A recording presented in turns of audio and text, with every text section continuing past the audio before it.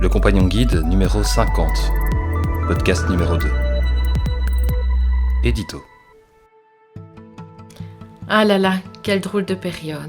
Après les conséquences de l'épidémie du Covid, nous voici communément face à une inflation galopante. Les craintes financières de la population sont naturellement partagées par les ASBL qui, elles aussi, font face aux augmentations énergétiques et de tous les produits et matières premières, en ce compris les petits poilus chez les éleveurs. Qu'à cela ne tienne, à nouveau, nous nous retrousserons les manches et nous nous battrons pour offrir un service de qualité à nos bénéficiaires.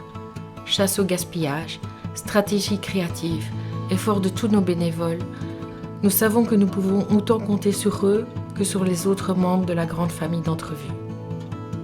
Nous espérons que les efforts de chacun permettront de ne pas trop augmenter le temps d'attente des personnes déficientes visuelles pour recevoir leur chien guide. Tel sera l'enjeu des années à venir. Fort heureusement, le manque de chiots disponibles pour être placés en famille d'accueil se résorbe tout doucement. Vous allez découvrir tous ces petits nouveaux dans la rubrique « La Gazette des poilus ». Deux d'entre eux ne manqueront certainement pas de vous interpeller grâce à leurs jolies bouclettes. Afin de participer nous aussi aux efforts que chacun doit faire pour protéger notre belle planète et son écosystème, vous pourrez lire cette édition remaniée du compagnon guide sur papier recyclé. Bonne lecture. Actu. Campagne Looking for Adventure. Durant l'été, Entrevue a lancé une grande campagne de recherche de familles d'accueil. Nommée Looking for Adventure, celle-ci a remporté un beau succès tant dans la presse que sur les réseaux sociaux. De plus, et grâce à nos partenaires, les affiches et supports explicatifs de l'action ont pu être distribués auprès de différents cabinets vétérinaires en Wallonie. Nous les en remercions vivement. Cette recherche de foyer ne s'arrête cependant jamais. Nous comptons donc sur vous pour parler du projet à votre entourage afin que nous puissions trouver les meilleures candidatures pour nos super chiens. Podcast. Dans une volonté d'adapter notre contenu aux besoins de nos bénéficiaires déficients visuels, mais également aux préférences de chacun de nos lecteurs, Entrevue vous propose à nouveau le compagnon guide dans sa version podcast. Les retours positifs reçus lors de la sortie du précédent numéro ont encouragé notre équipe à aller plus loin. Plus qu'une simple transcription audio de ces pages, nous avons tenté de rendre l'expérience la plus immersive possible en créant un véritable objet sonore. Il vous est donc tout à fait possible de lire simplement cette revue, de vous laisser bercer en l'écoutant ou encore de combiner à la fois écoute et lecture. Pour ce faire, rendez-vous sur notre chaîne YouTube. Bonne découverte à chacun. Tribune. En juin dernier, notre association a eu l'opportunité de bénéficier d'une tribune dans le magazine de la Ligue de l'enseignement et de l'éducation permanente. Intitulé « Nouvelle jeunesse pour le chien guide », le papier présentait l'importance des différents projets pédagogiques initiés par Entrevue à destination du public jeune. Nous y annoncions, en outre, la création d'un jeu de société cherchant à déconstruire les idées reçues autour du chien guide. Celui-ci est actuellement en cours d'écriture et d'illustration, en collaboration avec la maison d'édition Luby et devrait voir le jour courant 2023.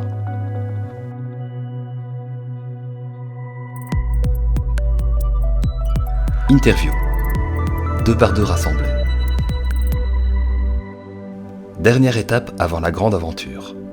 Dans le compagnon guide 48, nous vous avions relaté en détail comment se déroulait un pré-stage de remise. Il s'agit d'une semaine où les candidats à l'acquisition d'un chien guide viennent notamment découvrir comment bien s'occuper de leur chien. Dans cette édition, nous allons vous présenter la dernière étape partagée par la personne déficiente visuelle et le chien avant de démarrer une vie commune pleine de défis et de déplacements. Lorsque le chien est parfaitement formé, et après avoir été testé par l'éducateur sous bandeau occultant, il va rencontrer son futur partenaire au cours d'un stage de 3 semaines. La première d'entre elles se déroule à l'association. C'est le moment d'apprendre à utiliser son chien guide, lui donner les ordres adéquats, le récompenser au bon moment, apprendre les procédures pour monter dans un train, prendre des escalators et autres supports, lui offrir des moments de jeu et de détente. Progressivement, au cours de la semaine, le chien va lui aussi apprivoiser son nouveau compagnon, lui faire confiance et se sentir de mieux en mieux à ses côtés. À la fin de cette première semaine, ce nouveau binôme devra déjà être capable de faire un déplacement appris, en autonomie, sous la surveillance lointaine de l'éducateur. Les 2e et 3e semaines se dérouleront au domicile de la personne, sur son éventuel lieu de travail, de scolarité ou d'activité. L'éducatrice vérifiera que dans tout environnement où se déplace quotidiennement la personne, les procédures apprises en première semaine soient bien respectées et que l'équipe s'y déplace en sécurité. En septembre dernier, Myriana et Jérôme ont participé à ce fameux stage de remise. Ils ont donc passé la semaine 1 ensemble à l'association pour découvrir leur nouveau chien. Tous deux ont déjà eu un ou des chiens guides précédemment. Ils ont accepté de vous dévoiler en primeur leurs impressions, anecdotes et aventures avec Elmo et Esprit.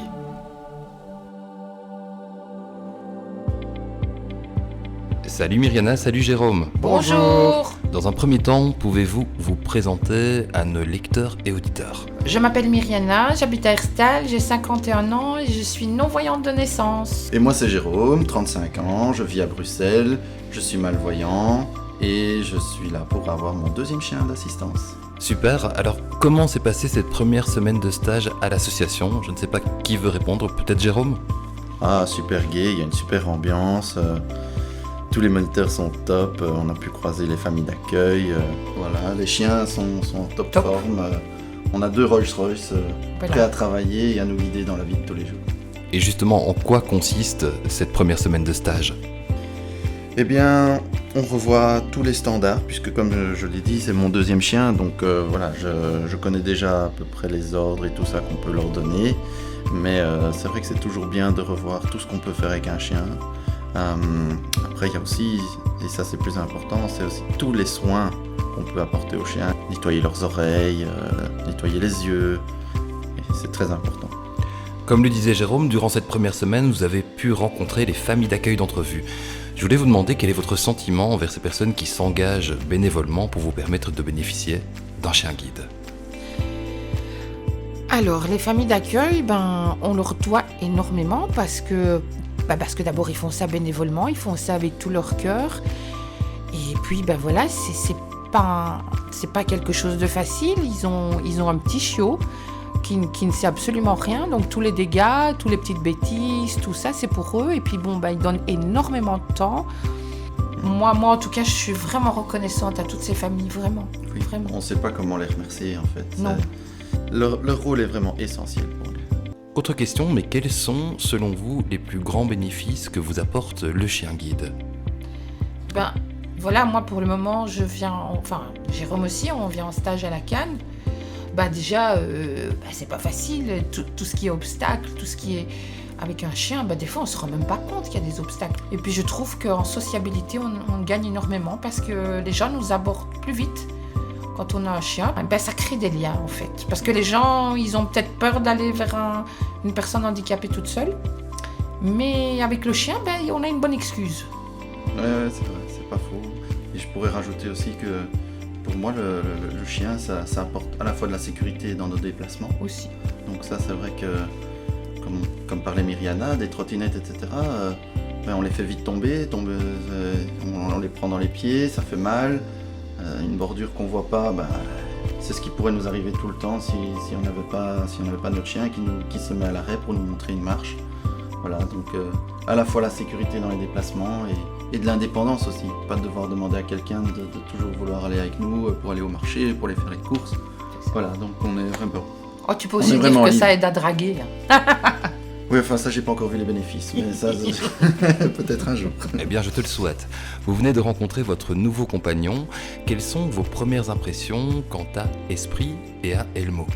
Tout s'est vraiment bien passé, elle a la joie dans les yeux, je sens qu'elle m'apprécie, donc maintenant déjà ça fait déjà 3-4 jours qu'on se voit et maintenant quand j'arrive le matin, elle est contente de me voir, elle bat de la queue, je lui fais des câlins, des bons petits massages, voilà, et ça permet d'avoir une certaine complicité entre nous lors du travail. Alors, moi je travaille avec Elmo. Elmo a été très très bien éduqué, d'ailleurs je remercie sa famille. C'est un chien très gentil, très courageux, honnêtement, vraiment très courageux. Et je pense que le contact passe bien, j'ai confiance en lui. Ça ne peut qu'aller. J'en suis certain également. Question un peu plus difficile, tous deux vivaient une situation similaire, le remplacement d'un précédent chien. Est-ce que vous pouvez m'expliquer votre sentiment face à la mise à la retraite d'un compagnon qui vous a guidé durant des années ? Alors, oui, mon compagnon qui m'a guidée est parti il y a 3 semaines chez une amie qui s'appelle Magic. Il a fallu que je fasse un petit peu mon deuil. Mais voilà, Elmo est tellement gentil, tellement adorable et que ça va. J'aime déjà Elmo. Et puis moi, le fait de savoir que Magic est heureux et qu'il bénéficie d'une belle retraite, voilà, ça m'aide énormément en tout cas. Oui, c'est vrai que c'est pas une question facile et c'est vrai que mon Lewis, qui est mon chien précédent, on a tout vécu ensemble. Donc j'ai vécu mes premières galères, tout ça. Donc c'est vrai on est vraiment en osmose et c'est très difficile de se dire qu'on va se séparer de lui. Mais d'un autre côté, je me suis préparé psychologiquement presque depuis le début. Je savais que j'allais devoir me séparer de lui. On m'a expliqué tout ça lors de mes premiers stages, avec mon premier chien, et on m'a dit attention, à un moment tu vas devoir changer. Et c'est vrai que tout ça, va falloir trouver une solution pour lui. Donc j'ai réfléchi, ici c'était facile, j'ai mon papa qui va à la pension, je vais pouvoir lui confier mon chien et je vais pouvoir le revoir et tout ça, ça me soulage. Donc peut-être que la transition à ce niveau-là, psychologiquement et mentalement, est beaucoup plus facile pour moi parce que je sais que je vais pouvoir le revoir dans le futur. Ce n'est pas facile. Voilà. Tu as plus d'expérience que moi. Malheureusement, oui. J'ai le cœur qui serre aussi. Mais voilà, maintenant moi je dis, Elmo, il a besoin de moi, il a besoin d'être, comme esprit aussi. Hein. Je pense qu'eux aussi, c'est un changement pour eux, ils ont besoin d'être aimés aussi tous les deux. Donc il faut qu'on consacre du temps, pas à pleurer l'autre, parce que voilà, ça j'ai fait assez quand il est parti. Mais maintenant il faut consacrer du temps à eux, à les rassurer aussi, parce que pour eux aussi c'est un changement, ils quittent une famille pour venir chez nous. Donc ils ont besoin de nous aussi. Avant de clôturer cet entretien, auriez-vous un dernier petit mot à ajouter ?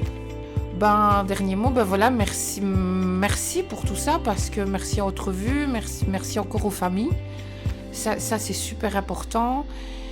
Et voilà, ma vie sans chien ne serait pas la même, parce que j'adore les animaux. C'est vraiment, pour moi, c'est pas un outil, c'est mon ami, c'est mon compagnon. Que dire de plus ? Merci Autre Vue. Merci Autre Vue. Soutenir les chiens guides.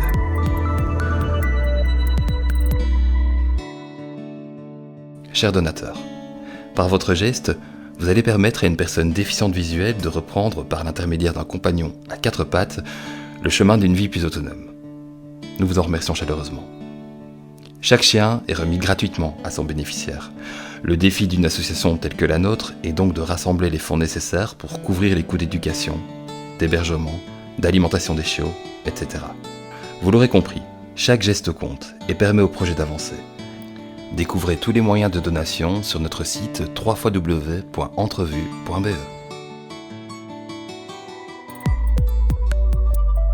Dossier. La machine à remonter le temps.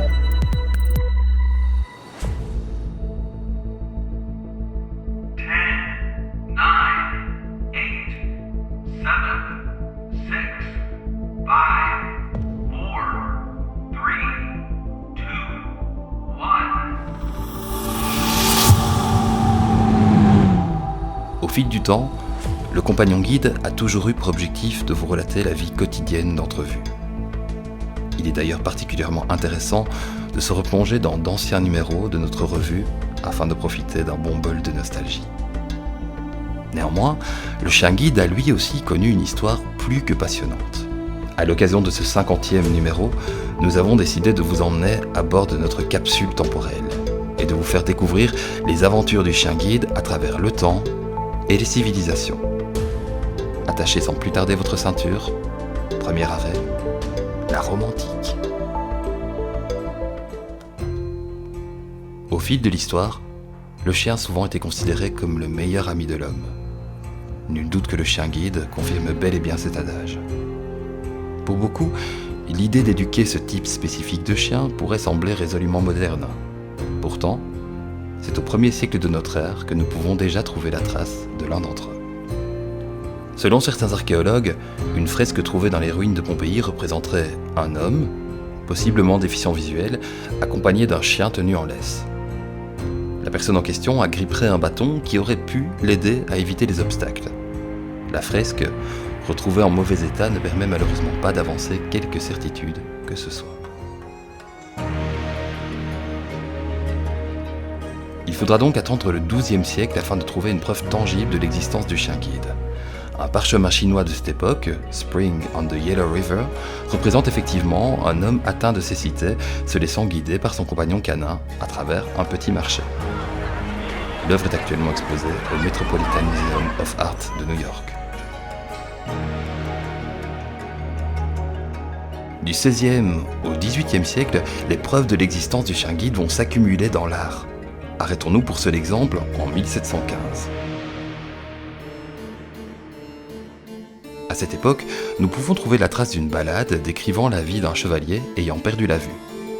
Afin de lui venir en aide, et selon les paroles de la chanson, ses compagnons lui offriront un chien censé le guider grâce au son d'une petite clochette.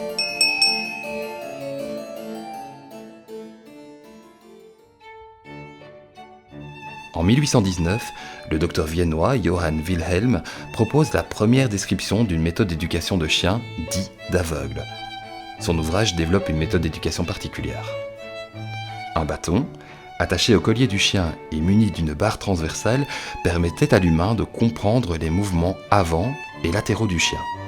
Le premier harnais venait de naître. Malheureusement, cette idée pourtant révolutionnaire tombera dans l'oubli pendant plus d'un siècle.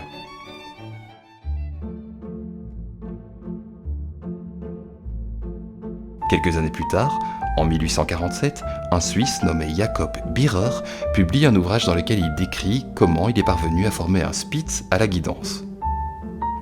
Fait amusant, l'auteur en question mentionne dans son livre qu'il ne trouve pas crédible d'éduquer des caniches à guider, race très en vogue à cette époque. L'histoire lui donnera tort quelques années plus tard.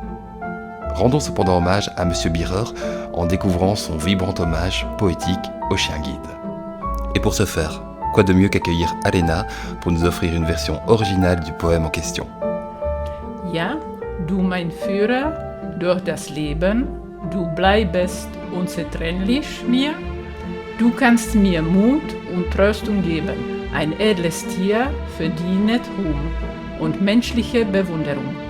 Oui, toi, mon guide de vie, nous sommes inséparables. Tu m'offres courage et réconfort. Un si noble animal mérite la gloire et l'admiration de l'homme.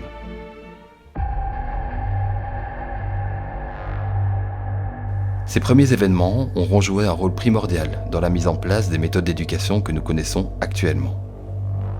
On considère que l'histoire dite moderne du chien guide débute durant la Première Guerre mondiale. En raison de l'utilisation de gaz toxiques sur les lignes de front, de nombreux soldats sont devenus aveugles. Un médecin allemand, Gerhard Stalling, commence ainsi à éduquer des chiens afin d'assurer la guidance de ses vétérans. En 1916, Stalling ouvrira les premières écoles de chiens guides au monde à Oldenburg, non loin de Brême. Peu de temps après, des écoles de ce type ont été ouvertes dans toute l'Allemagne. Intéressée par la méthode européenne, Dorothy Harrison Eustace, éducatrice américaine de chiens, a traversé l'océan afin de s'établir quelques mois en Suisse. En 1927, celle-ci va rédiger un article qui sera ensuite publié aux USA dans le prestigieux magazine Saturday Evening Post. Ce papier deviendra, par un concours de circonstances, l'une des pierres angulaires de la démocratisation du chien guide. En effet, Maurice Frank, déficient visuel américain, entendit parler de cet écrit. Il rédigea alors une lettre à l'autrice de l'article. Maurice Frank et son chien Buddy furent rapidement invités à rejoindre Dorothy Harrison Eustace en Suisse. En 1928, l'Américain retourna en Amérique aux côtés de son fidèle compagnon, désormais formé à la guidance. L'Américain Maurice Frank est connu pour être le premier bénéficiaire de chiens guides au monde. Ce dernier aura parcouru plus de 80 000 km accompagné de son fidèle Buddy, aura rencontré de hauts dignitaires, mais aura également cofondé en 1929 la première école de chiens guides aux États-Unis, de Seeing Eye dans le New Jersey, aux côtés de Dorothy Harrison Eustace.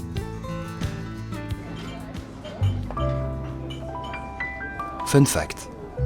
Un jour, En se rendant au restaurant, Maurice Frank s'est fait entendre que Buddy ne pouvait pas l'accompagner à l'intérieur. Frank est donc entré seul dans l'établissement en laissant momentanément son chien guide à l'extérieur. Le client déficient visuel a alors volontairement bousculé les tables des autres clients en s'excusant de sa maladresse. Le patron de l'établissement s'est ainsi immédiatement rendu compte de l'importance du chien guide pour une personne mâle ou non-voyante. Nous déconseillons fortement cependant ce genre de méthode à nos bénéficiaires et familles d'accueil.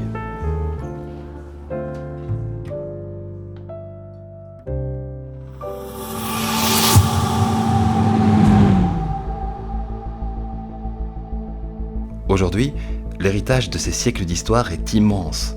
Voyez plutôt. Au sein de l'IGDF, Fédération internationale du chien guide, se comptaient en 2021 22 939 bénéficiaires de chiens guides en activité, 5 589 travailleurs dans le milieu du chien guide, 677 instructrices ou instructeurs en mobilité, 287 éducatrices ou éducateurs chiens guides, ainsi que 95 écoles membres au sein de 34 pays, dont une école qui doit certainement vous tenir particulièrement à cœur. Nous espérons que ce voyage temporel vous a plu. À très bientôt.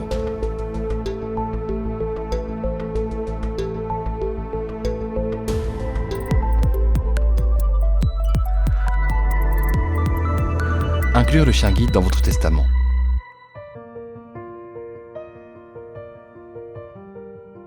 Nous vivons une époque singulière, dans un monde en proie à toutes sortes de défis à relever. Fort heureusement, les bonnes causes sont convaincues que la situation peut et doit s'améliorer. Certaines personnes partagent cet avis. Les Belges sont en effet de plus en plus nombreux à prévoir dans leur succession un legs à une œuvre de cœur. En choisissant de soutenir le chien guide, vous assurez autonomie et indépendance à des personnes déficientes visuelles. Pour ce faire, n'hésitez pas à prendre conseil auprès de votre notaire ou à nous contacter directement à l'adresse info@entrevue.be. info@entrevue.be. Ensemble, faisons la différence.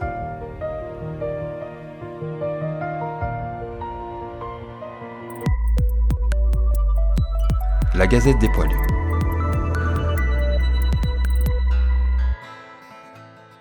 Diplômés, Laurence et Delta. Cet été, Delta rejoint sa nouvelle compagnie de vie dans les rues de Féluy. Laurence participe à de nombreuses activités et Delta a déjà effectué plein de petits voyages et excursions en sa compagnie. Début août, après une épreuve certificative dans les rues de Liège, Delta a pu être confiée officiellement à Laurence. Nous leur souhaitons de belles et trépidantes aventures ensemble. Un immense merci à Purpios Dogs, les éleveurs, Chantal et Bruno, sa famille d'accueil, et Amandine, son éducatrice, pour ce petit bout d'énergie poilue si compétente. En stage de remise, Myriana et Elmo, Jérôme et Esprit. Tous deux également venus de Purpios Dogs, Elmo et Esprit ont réalisé un stage en septembre auprès de leurs nouveaux compagnons de route, respectivement Myriana et Jérôme. Nous leur souhaitons maintenant de prendre leur marque ensemble durant 3 mois afin d'organiser l'examen final. Les précédents chiens guides, Lewis et Magic, coulent une retraite bien méritée. En formation. Fado, Labrador noir, a commencé sa formation en mars dernier. C'est un chien posé et très attachant. Il exerce sa concentration au travail. Upsi, Golden Retriever, a débuté sa formation au mois de mai. Câlin et malin, il apprend toutes les techniques de guidance et l'endurance au travail.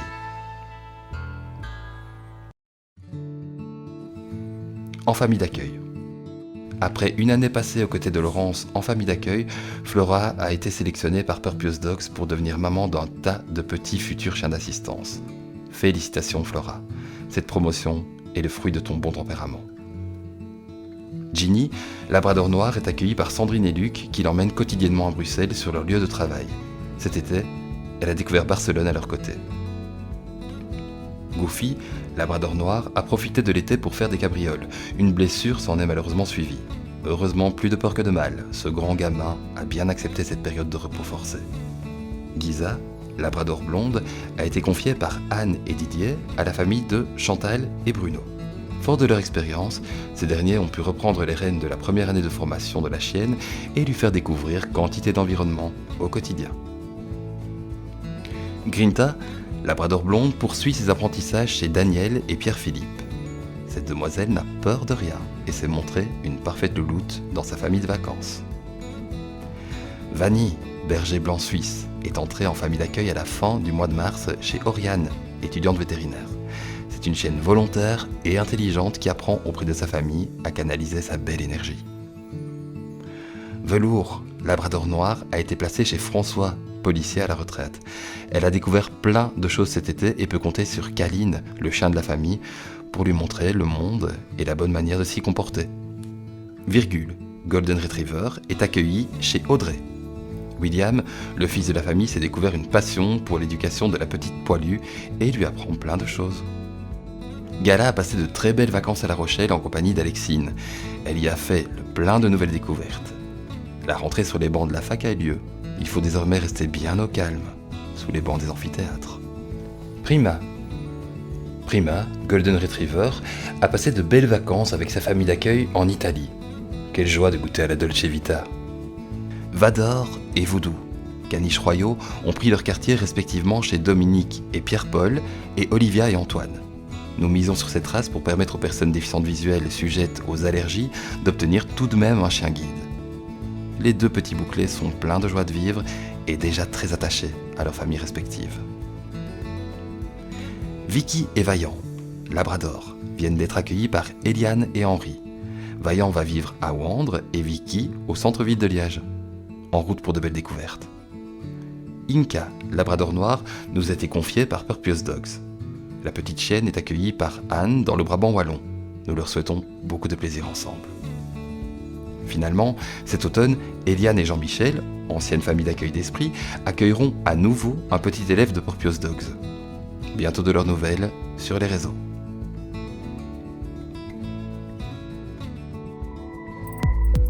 Vous venez d'écouter le podcast du Compagnon Guide numéro 50. Merci et à très bientôt.